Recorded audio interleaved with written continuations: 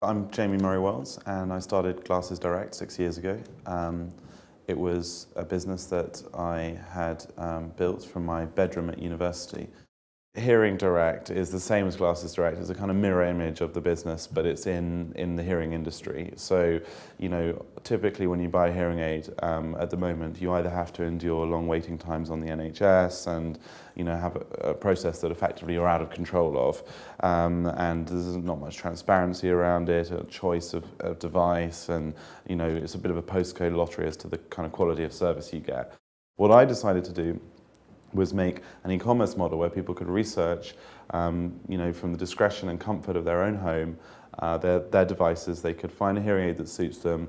They can buy it at a fraction of that cost. Our hearing aids start from £99 and a state-of-the-art digital equipment as well. And then they could have it delivered to home, and they could try it on if they wanted to and send it back, because they all come with a money-back guarantee. And I kind of fashioned it around, you know, if I was buying a hearing aid as a customer, how would I want to buy that? And you know, I'd want to do it in my own time. I'd want to do it at 11 o'clock at night if I wanted to. I'd want to try it on in the mirror at home. I'd want to be able to find out as much information as I can about what I was buying. And I just built a service that, you know, that basically did that. One of the main differences in what we did with Hearing Direct is to make it so that you can actually check your hearing online. And obviously that's not something you can do with sight correction, but with hearing it was different because we can use technology to give you an indication of how good or how bad your hearing is. And we benchmark it against other people your age who have taken the test as well. So you can get a really good indication of, you know, whether you might need one of our hearing aids, you know, by doing a 5-minute check online. And that was kind of one of the subtle differences in what we did Glasses Direct to Hearing Direct. With Hearing Direct, we're able to have that bit of participation, that sort of self-checking going on the web, as well as obviously the self, you know, being able to understand, you know, your own needs and being able to research it yourself and buy yourself, rather than be literally dictated to by a shop assistant, you know, who writes down what you need. So it's about that, you know, it's about that sort of reversal, that turning inside out of an industry that used to be quite closed and making it accessible, you know, to people.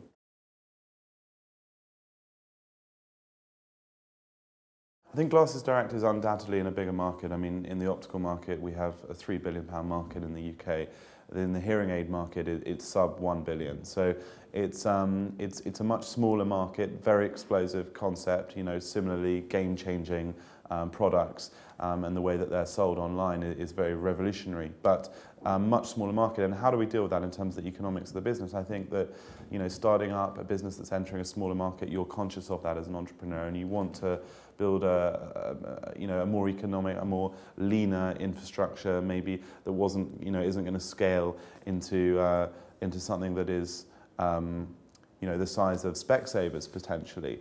But what we are building is a very strong and stable small business, effectively, right now with Hearing Direct.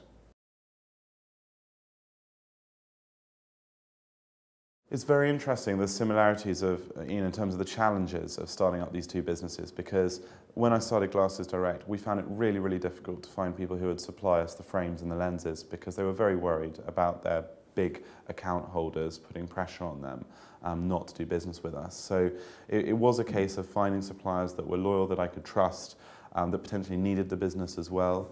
And with Glasses Direct, we built up strong, you know, supply arrangements, and now we sell, you know, pretty much every frame under the sun. With Hearing Direct, we encountered similar challenges because a lot of the suppliers of hearing aids in the UK, and there aren't many, you know, because it's a smaller market, but the suppliers were very reticent to do business with us originally. And we had to think more global about how we sourced our product. So, you know, we went internationally and found suppliers who were willing to do business with us, the same quality of device, digital, state-of-the-art hearing aids, but potentially from a different territory. And that meant that the supply range, well, the suppliers could be more, you know, accommodating.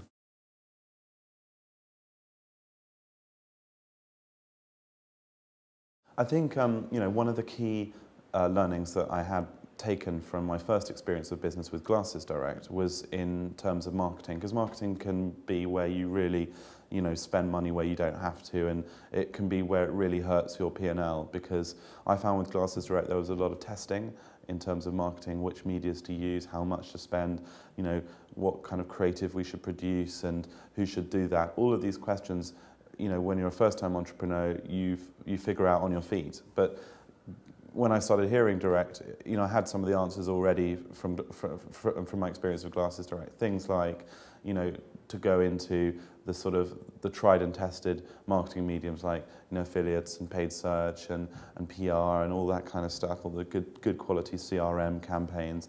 Those were the kind of things that we took from, you know, the Glasses Direct experience and started it from the get-go with Hearing Direct. We knew that it would, you know, those channels would produce orders, and so it was without question, you know, something that just had to be set up as part of the sort of founding infrastructure. It was Glasses Direct. Getting all those campaigns right took a lot of time.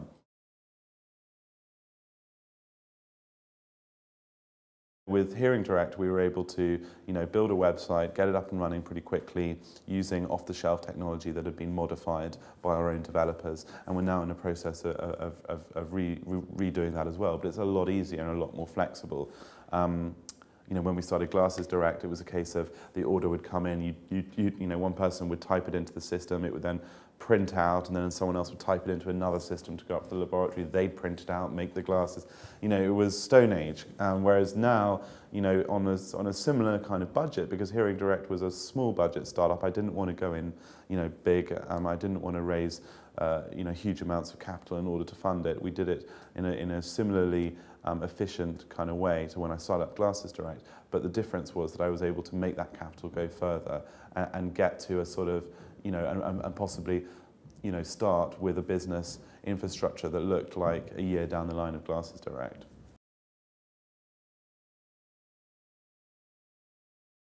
Just like the first, you know, quite brave actually opticians that joined Glasses Direct, anyone who sets out to take a stand against an industry and participate in changing an industry has got, you know, quite a big career decision. And the audiologists and the people who are behind Hearing Direct, you know, with me from within the industry, certainly, you know, had some pretty big decisions to make about their, you know, where they believed the market opportunity was. And so, you know, I think it's important when you start a business in something that is effectively, you know, a quasi-medical product, that you surround yourself with the right people. And I think part of being an entrepreneur is being able to persuade those people with technical ability, specialist people, to be able to join you in whatever field you're in. With Glasses Direct, it was our first opticians, our ophthalmologists who joined our advisory boards, people like that. With Hearing Direct, it's the audiologists, it's the people with the career experience of building hearing aids that I've brought on board.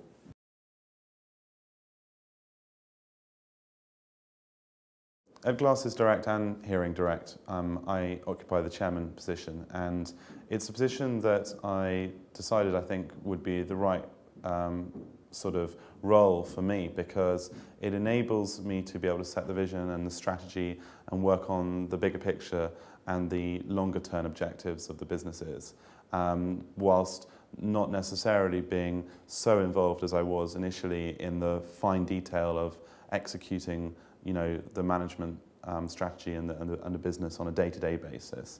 So I think it allows the entrepreneur a sense of freedom around, you know, freedom in terms of, you know, time and in order to be able to think of the, you know, the bigger picture strategy for your business.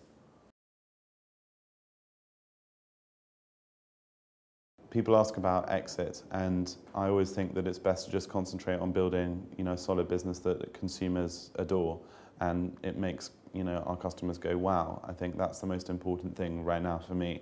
And I don't think too much towards the exit in either businesses, hearing or glasses. I mean, I can see why they'd be very attractive, you know, assets for people in both industries, companies in both industries, and I could see why they would also, you know, make interesting, you know, public companies as well. But for the management, you know, we don't have a sort of set exit objectives for, you know, the businesses. It's a case of growing those businesses to the, you know, maximum that they can be, doing a great job of that, building fantastic product and pleasing customers.